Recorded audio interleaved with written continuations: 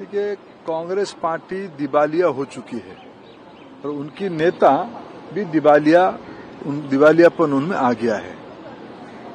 आज हमने सुना कांग्रेस पार्टी फिर एक बार झूठ की सहारा लिया है। उन्होंने कहा है कि मोदी सरकार ओबीसी के लिए कुछ नहीं किया। आजादी के उपरांत पहली बार एक ओबीसी के नेतृत्व में पिछले 11 साल से भारत की सेवा की जा रही है। उस पे कांग्रेस पार्टी की बहुत बड़ी दिक्कत उनको हो रही है। उन्होंने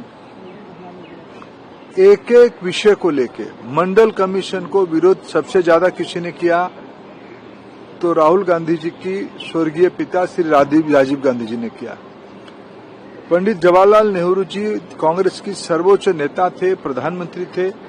राज्यों की मुख्यमंत्री को उन्होंने पत्र लिख के ये कहा था, रिजर्वेशन देश की विकास के लिए घातक होगा।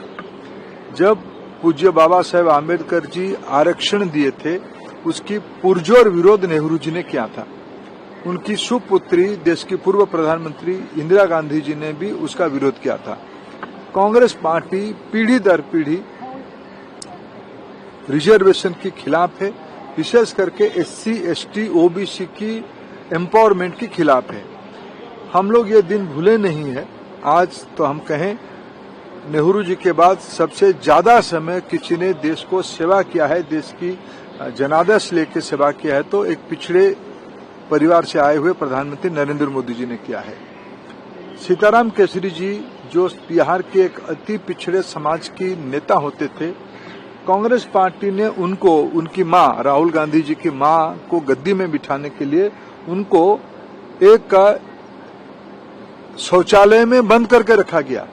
कांग्रेस पार्टी ने उनको अपमानजनक तरीके से निकाला।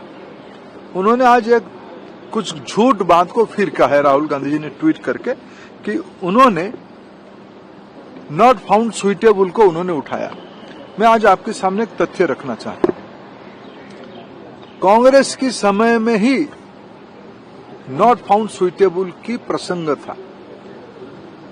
2019 में जब प्रधानमंत्री नरेंद्र मोदी जिम्मेवारी संभाल रहे थे, तब सेंट्रल एजुकेशनल इंस्टीट्यूशन रिजर्वेशन इन टीचर्स कैडर एक्ट लेके आए 2019 में।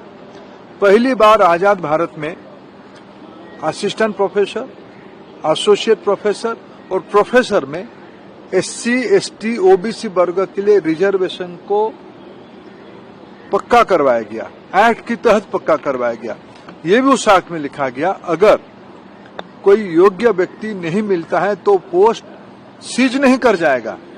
अगर वो पोस्ट एससी, एसटी, ओबीसी वर्ग के लिए उद्दिष्ट है, अगर उसमें किसी भी कारण से व्यक्ति नहीं मिलते हैं, तब वो लैप्स नहीं करेगा। कांग्रेस के रिजिम में पूरी इस प्रकार की पोस्ट को खिलवाड़ करके एक बार एक नाटकीय ढंग से इंटरव्यू करके योग्य व्यक्ति ना मिलने की बहाना पे नॉट फाउंड सुइटेबल कैटेगरी दिखा के उसको सीज कर देते थे।